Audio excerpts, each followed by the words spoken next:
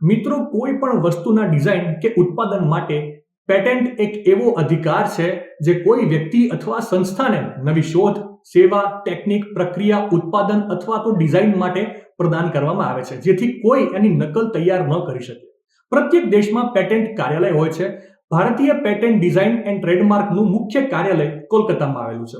હવે કોઈ પણ વ્યક્તિએ પોતાના ઉત્પાદન કે ટેકનોલોજી પર પેટેન્ટ લેવા માટે આ કાર્યાલયમાં અરજી કરવાની હોય છે અને સાથે જ પોતાની નવી શોધ વિશે જાણકારી પણ આપવાની હોય છે. અને ત્યારબાદ પેટેન્ટ કાર્યાલય તેની તપાસ કરશે અને જો તેઓ ઉત્પાદન કે ટેકનિકલ વિચાર નવો લાગે છે તો પેટેન્ટનો આદેશ રજૂ કરી દેશે.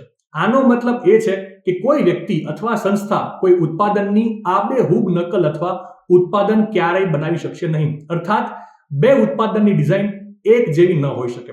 પરંતુ જો કોઈ વ્યક્તિ એવા જ ઉત્પાદનને બનાવવા ઈચ્છે છે તો તેને પેટેન્ટ ધારક વ્યક્તિ અથવા સંસ્થા પાસેથી આની અનુમતિ લેવી પડશે અને રોયલ્ટી પણ આપવી પડશે. અને હા, એક ખાસ વાત, ભારતમાં પેટેન્ટની અવધિ 20 વર્ષની હોય છે. અરજી જે દિવસથી કરવામાં આવી હોય ત્યારથી આ અવધિ શરૂ થાય છે. માહિતી સારી લાગી હોય તો રીલને વધારે શેર કરજો અને આવી જ અવનવી માહિતી માટે સંદેશ ડિજિટલ સાથે જોડાયેલા રહેજો.